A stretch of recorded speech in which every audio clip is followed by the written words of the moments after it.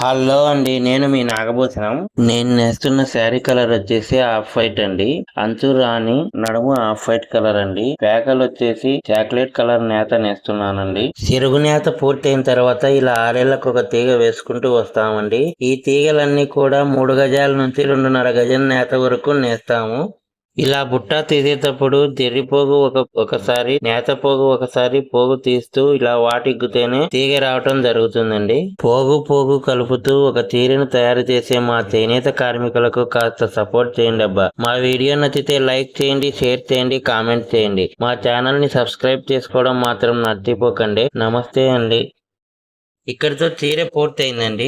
Off white చీర నేసాను, పూర్తయింది. పూర్తయిన ఇదే చీరలోకి జాకెట్ పీస్ నేయడం కోసం కత్తెలు తట్టుకుంటున్నానండి. ఇలా చీర పూర్తయినప్పుడు ఒక ఏలెడు దాకా పడుగును వదులుకొని కత్తె తట్టుకుంటామండి.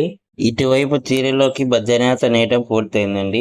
ఆ తర్వాత రవిక గుడ్డను వేరు చేయటం కోసం కొంచెం పడుగు వదిలేసి మళ్ళా తిరిగి రవిక గుడ్డ మొదలు పెట్టుకున్నానండి. ఈ రవిక గుడ్డ మొత్తం 30 ఇంచుల నేత దాకా నేసుకుంటానండి. రవిక గుడ్డ పూర్తయిన తర్వాత నెక్స్ట్ చీరలోకి మళ్ళీ ఇలాగే బద్దెలు తట్టుకుంటానండి.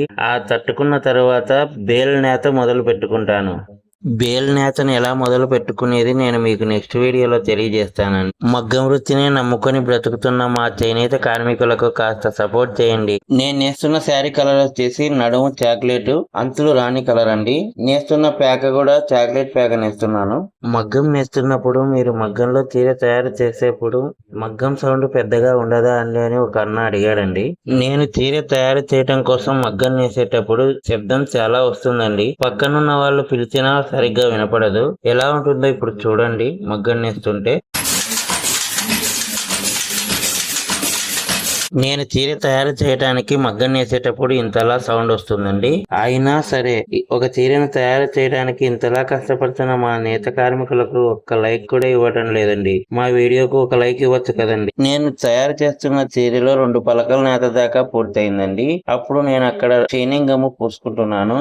నేను ఇలా షైనింగ్ గమ్ము పూసుకోవడం వల్ల శారీ పర్ఫెక్ట్ గా వస్తుందండి. షైనింగ్ గమ్ము పూసుకున్న తర్వాత ఇలా ఒట్టి బట్టతో తుడుచుకుంటానండి. ఇలా తుడుచుకోవడం వల్ల నేను తయారు చేస్తున్న చీర షైనింగ్ గా కనిపిస్తుందండి.